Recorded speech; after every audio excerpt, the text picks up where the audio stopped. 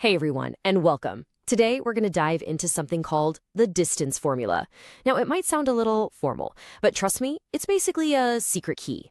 It's the tool that lets us measure any straight line on a grid, no matter how weird or diagonal it looks. We're about to see how it turns a simple graph into a world we can actually navigate with precision. So just imagine you're looking at a map like this one, with a point A and a point B. I mean, sure, you can count the blocks to go up and over. That's easy enough. But what about that direct path? The as the crow flies, straight shot. That diagonal line just cuts right across the grid. How in the world do we find its exact length without just guessing? You obviously can't just hold a ruler up to your screen, right? We need a smarter, more elegant way to do this, a mathematical method that'll work for any 2 points, anywhere on the plane. And believe it or not, the solution is hiding in a concept you probably learned years ago. What if I told you that the secret to navigating this modern coordinate plane, this whole grid system, actually lies in a theorem from ancient Greece? A really simple idea about triangles that holds the entire key to solving our little map problem. Yep, that's right. The distance formula is really just the famous Pythagorean theorem wearing a disguise. It's all dressed up for coordinate geometry. So this isn't some brand new, scary thing you have to memorize.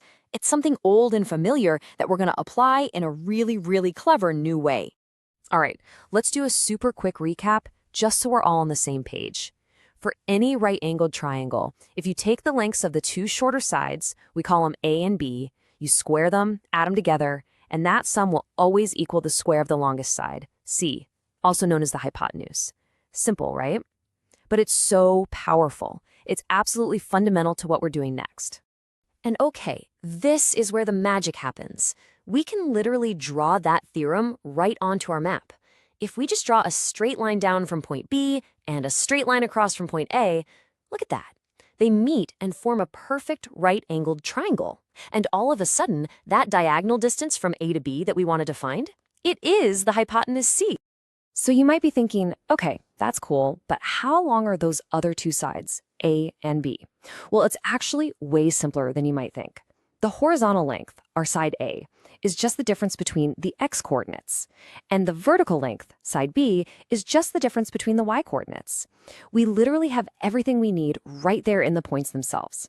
And this brings us to the distance formula itself. See how it looks familiar? We just replaced A with a change in x and B with a change in y. We square them, add them up, and take the square root to find D, our distance. It's not a new formula. It's literally the Pythagorean theorem, just speaking the language of coordinates. All right, so the theory makes sense, right? It's one thing to talk about it, but let's actually put it to the test with a real calculation. We're going to take 2 points and find the exact distance step by step. Okay, so our points are 3, 6, and 0, 2. Let's just plug them into the formula. The change in our x values is 0 minus 3, which is negative 3. The change in our y values is 2 minus 6, which gives us negative 4. Now we square both of those numbers. Negative 3 times negative 3 is a positive 9. Negative 4 times negative 4 is a positive 16. Add them together, and we get 25. And the last step? What's the square root of 25? It's 5. Boom! The distance between those 2 points is exactly 5 units. It's so clean, so precise, so satisfying. But the real test of any good tool isn't just using it the easy way. Its real power comes from using it to solve puzzles. So what happens when you already know the distance, but you're actually missing a piece of the puzzle itself? This is where things get really interesting. We're not just calculating an answer anymore. Now we're doing some detective work. We're going to use the formula to hunt down a missing coordinate. All right, so here's our mystery. We've got point K at 2, 5. And we have another point, M, where we know the y-coordinate is negative 7. But the x-coordinate, well, it's just x. It's an unknown.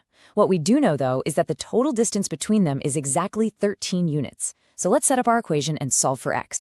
Okay, first things first, we got to deal with that annoying square root sign. The absolute easiest way to get rid of it is just to square both sides of the equation. So 13 squared becomes 169, and on the other side, the square root just disappears. Poof! That leaves us with a much friendlier looking equation to solve. So after we crunch all the numbers, something really fascinating happens. We don't get one answer for x, we get 2. we find that x could be 7 or it could be -3. Now, why two answers? Well, think back. When we squared that x minus 2 term, we created a situation where a positive or a negative value could end up giving us the same result.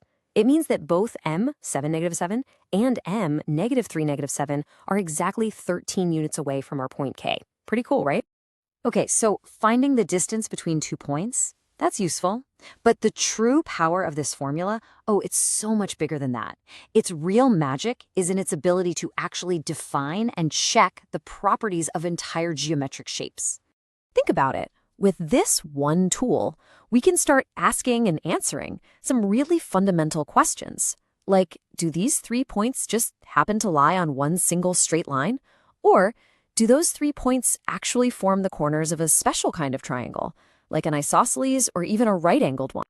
So let's tackle that first question. We've got 3 points, A, B, and C.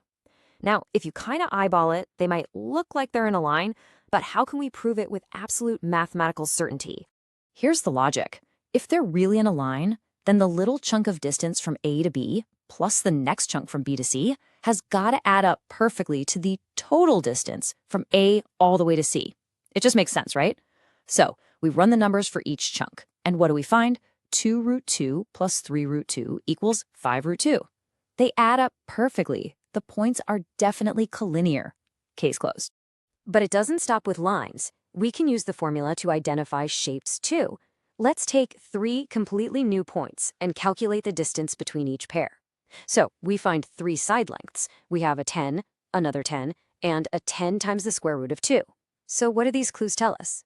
So what's this data telling us? Well, first off, look at that. 2 of the sides are exactly the same length, both 10 units. Right away, that tells us we're looking at an isosceles triangle. But wait, there's more. Does it satisfy the good old Pythagorean theorem? Let's check. 10 squared plus 10 squared. That's 100 plus 100, which is 200. And what about the longest side squared? That's also 200. They match. We've just proven that this isn't just any triangle, it's an isosceles right-angle triangle. And that's really what this all boils down to. The distance formula is so much more than just a ruler. It's a gateway. It allows us to move beyond simply plotting points on a graph and lets us define the actual relationships and properties that create the shapes themselves. It's the tool that gives structure and rules to the entire world of coordinate geometry. So we've seen how this one little formula, something born from an ancient idea, can solve all these modern puzzles. It's the fundamental building block for defining circles, proving squares, and analyzing any other shape you can possibly imagine on a plane. Now you have the key. The only question left is, what other puzzles